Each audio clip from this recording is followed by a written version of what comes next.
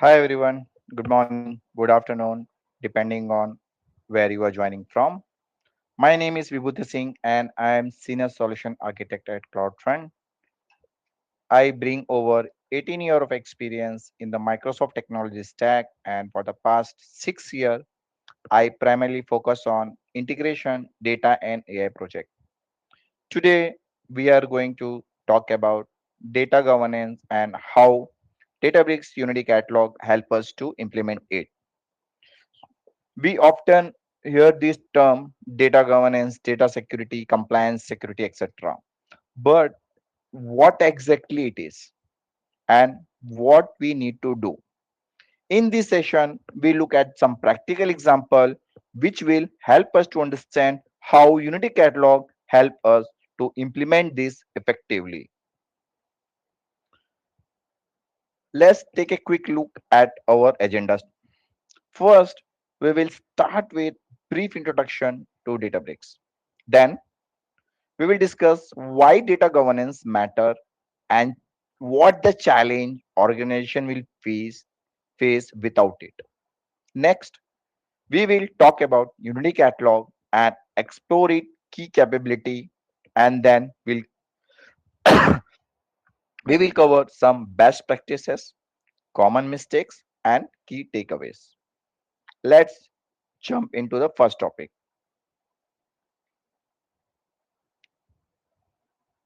So, what is Databricks? So, Databricks is a unified data and AI platform which help organization to store, process, analyze, and govern the data at scale. It brings together multiple capability like data engineering, data analytics, data science, data machine learning, and data governance. Data engineering is used to build the pipeline to process the data. Data analytics enable SQL warehouse and help us to explore the data using the reporting capability. Data science is used for model development, and data governance handle security and who control the access or who control the data. So this Databricks is built on top of Lakehouse architecture where data stored at data lake and we query the data using the data warehouse. So like as I mentioned that Databricks is based on the Lakehouse architecture. So it's very important to understand what exactly the architecture is. So at the top layer, we have four key capability: the Mosaic AI, Database SQL, Lakeflow, and AI BI. Mosaic AI help us to build a AI agent. Databricks SQL, data warehousing help us to query the data. Lakeflow help us to build the ingestion pipeline. It help us to build the ETL tool. It help us to stream the live data. And AI BI help us to enable the conversational capability on top of data so business user can talk with data and build a report on top of it. Below at the below level we can see the delta lake, iceberg, and the packet. It's nothing but an open format where the data gets stored, and between the data workload, Databricks workload, and data storage we have a Unity catalog. So today we are going to see what exactly the Unity catalog is. So Unity catalog act as a data governance layer. It control who can access data and what. So before we jump on detail like what the use of Unity catalog and why we are doing the data governance, it first necessary to know why data governance matter. So data governance help us to ensure data is accurate, secured, and usable. When the data is trustworthy, it helps the management to take a decision. If the data quality is good, it helps to build the trust on the data. We can certify the data that this is a good source. It helps to meet the regulatory compliance like salary information. We cannot export the data with anyone. Only limited person can see the data. Same way, some financial records are there which need to be visible only to the selected person. So it helps us to meet the compliance need. It helps us to protect the sensitive information. So in few slide, after few slide we will see that example. efficiency. It helps us to reduce the duplicate and also help us to reduce the confusion across the system. In short, data governance turn the raw data into reliable business asset instead of data liability. So now we talk about why data governance matter. What if organization not following the data governance? No access control. Anyone is accessing the data. We don't know who is accessing it. No lineage. Where this data came from and what has been done with the data, we don't know. Duplicate data set. Multiple data sets are present and security remains. This means we don't know who is accessing data. Data is stored at multiple places and sensitive data are already at risk. So to solve this challenge, Databricks introduced a Unity catalog. So as per the definition, Unity catalog help us to centralized manage data access, metadata, lineage, and auditing. And these are the key capability of Unity catalog. The first is the fine grained access control, second is the data lineage, and third is the auditing and compliance. We will see each in detail what exactly it means. So first we will talk about the data lineage.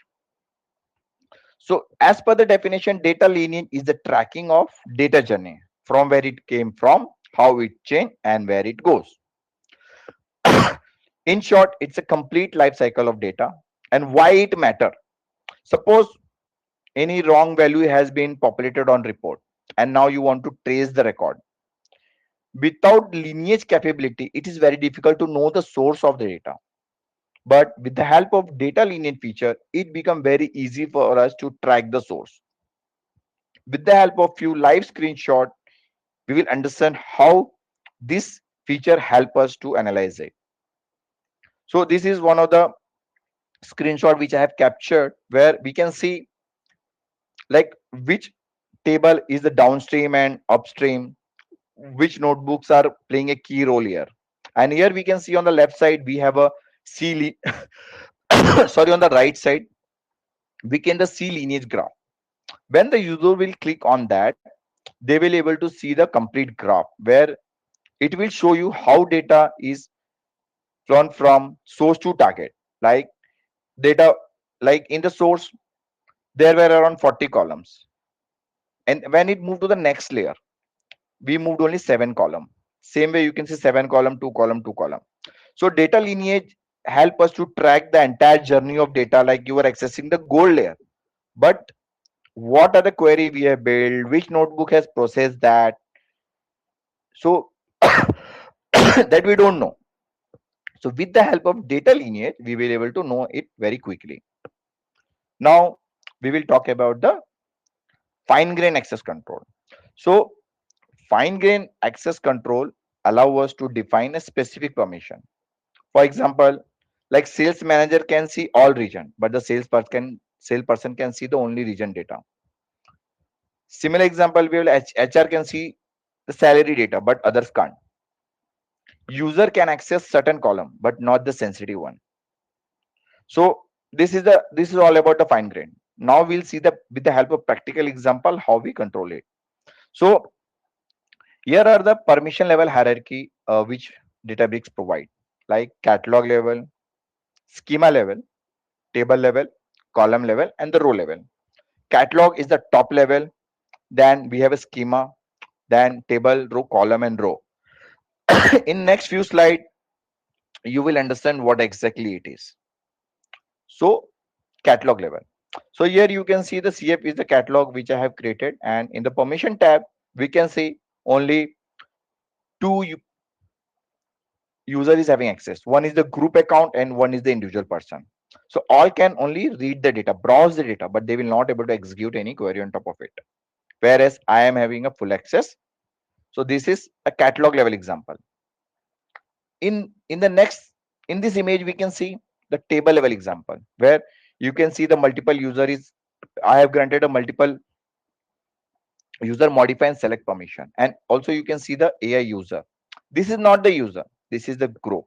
This is what we recommend to give access, because if we give access on the user level it become very difficult to manage it. So better to create a personas, give the valid name, and give access to that persona only. So it become very easy for us to control the access. Now we'll see about the column level. So here you can see a small SQL script, like we have created one view where uh, I will hide the client name if the current user is B Shetty. So this is the view we have created called the project detail. So on the first cell, you can see when the user on the current user query, we can see it's a B Shetty. So it's a valid user. Then when she run that query, she is able to see that record.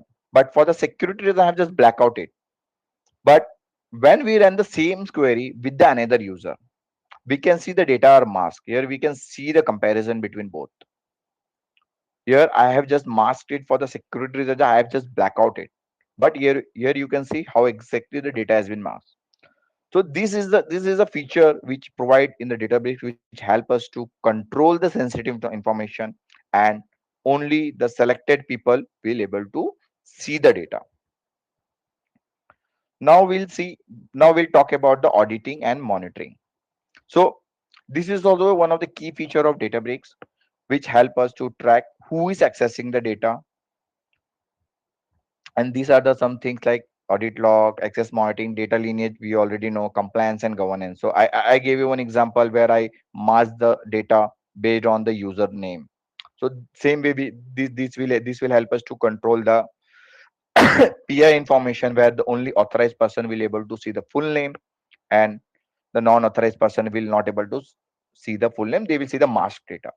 Data lineage, how we see that how the data is flowing from source to target. Access monitoring, audit log, in few example, like we will see how exactly the Databricks is helping us. So here I just try to get the insight for view time entry views. So here you can see how many time that table is being used, who is using that table. So you can see that admin ran 35 queries, whereas I ran 5 queries. Here you can see that which notebook is responsible to run that query, and which table is responsible to get this data as it is view. So I am using some table, raw table in the background. So here we can see entire detail, how many time that query get executed, or that table is in use. So this is one of the example where we can see the log. Then I picked another example where no one is using that data.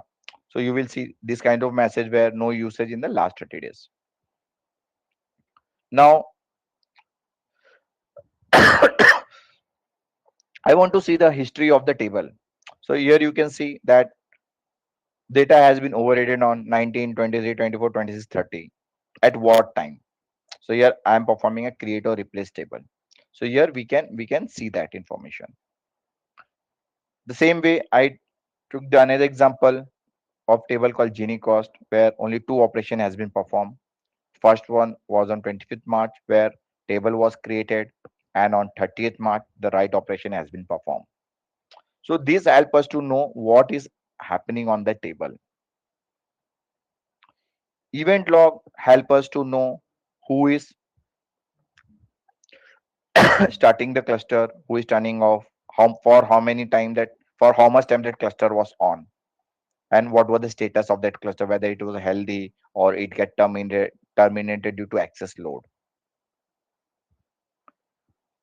The another example is like where we can go and see exactly what that user has run. Like here you can see I run some query just for the demo purpose. So here it captured that I run select all from CF gold. Like you can see the entire SQL script. Also, if you notice on the source side, it will show you from where you access the data. This is the notebook name from where I access the data. Same way I try to access it through a database catalog explorer. So you can see that for how much time I was there on that screen, and how much time it took to run that query. So if we want to perform any optimization, this is a place where we can go and check which query is taking time, and then you can do the further study and then optimize the query. So it captured everything. So this is the feature of Databricks audit and monitoring. So what are the best practice for the data environment? Use catalog per environment. Like I gave you the example, CF was one of the catalog. So if you are using a single Databricks workspace, use dev, test, prod as a different catalog. Use schema per domain. Many time it's happened that we are creating a schema called bronze, silver, gold. It's better to give a domain name like sales, marketing, finance. So it will help you to control the access. Like if I want to give access to the if I want to give a multi if I want to give a access on the multiple table to the sales team, and I have a generic name, it will be very difficult for me to select the table and give the access. If I'm following the schema per domain, like naming convention on the schema level, it become very easy for me to manage it. So that's the reason it's recommend to use schema per schema per domain. Same way, never give access to the direct table. Like in one of the example, I shown you that how we mask the sensitive information. So better to create a view and give access on view. And there also, instead of putting the individual name, better to go with the personas. Create a group and give access to the group. So if that person is a part of that group, they will able to see the data. If not, they will not able to see the data. So that's the third recommendation, best practice. The fourth one is like always implement RLS for the sensitive data. So while creating a view, you can define the condition also on based on the user group or the current user, what data you want to hide. Either you want to hide the complete row, or you want to hide or mask the selected column. For example, management don't want to see the closed data. They want to see the only incomplete, sorry, in progress and completed data. They don't want to see the closed data. So we can create a filter there as per the management persona. So whenever they will access the data, they will only see the completed and in progress data. Project manager want to see everything. So based on that, we need to define our filters. And if you want to mask any sensitive data, we can put the role there, and then we can define the masking parameter. So whether you want to do the complete masking, you want to do mask from start, you want to mask from end, it's totally depend on your project requirement. So it's recommendation always to implement the RLS for the sensitive data. What common mistake we usually do? Over permissioning. Like we try to give permission on each table, and then it become very difficult to manage it. And so that's the reason it's recommend to go with the personas, proper personas name. No naming convention. Like many times may happen, we give the random name. It become very difficult for us to manage it. So it's better to give the proper naming convention. So naming convention should be self-explanatory. IT team should be able to know what the purpose of this persona. Like I gave the name as AI user. So they will come to know that I am exposing this data to a genie for the conversion API to my management. And the purpose is like they want to only see the data. They will not able to perform the right operation. So I will able to control the access, only read only access. Same way we can create a persona called dev, which we will grant a full permission. But on production, we'll give only the read only access to the support team. So proper naming convention is very important. Many of the time, many of the people don't follow this.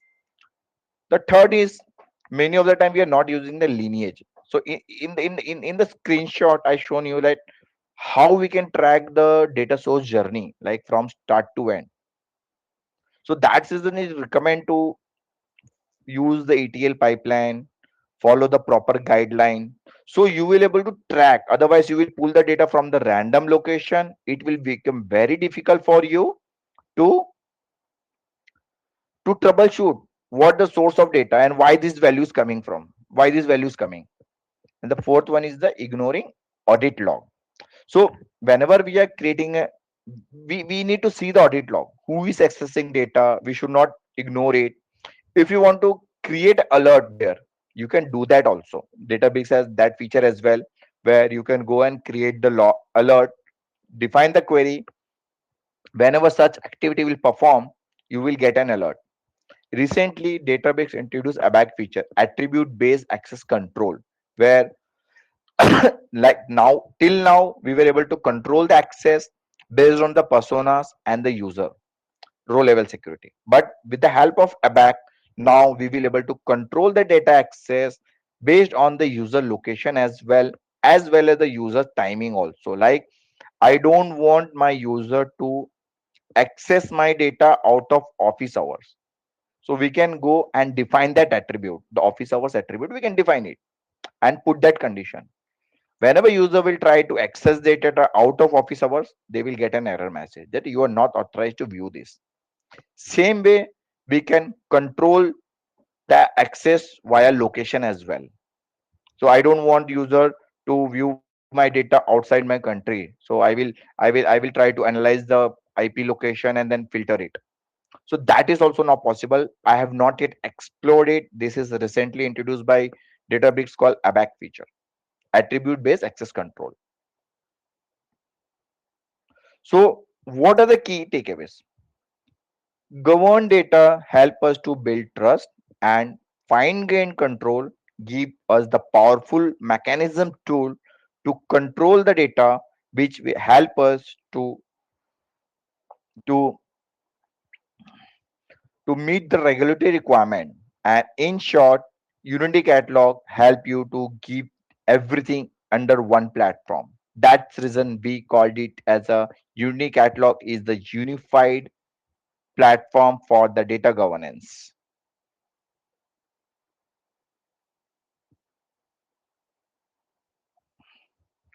With that, I would like to brief introduce about the CloudFront. We have been operating globally for more than a decade. Our focus is on data and AI projects. We are Microsoft and Databricks solution partner. We are serving finance, professional service, manufacturing, retail, non-profit. Here you can see the badges which we receive from Microsoft as well as Databricks. We are a consulting partner. If you have any query, you can post it in the chat. I will reply you. If you want to connect with me, scan this QR code and send me the request on LinkedIn. I will connect with you.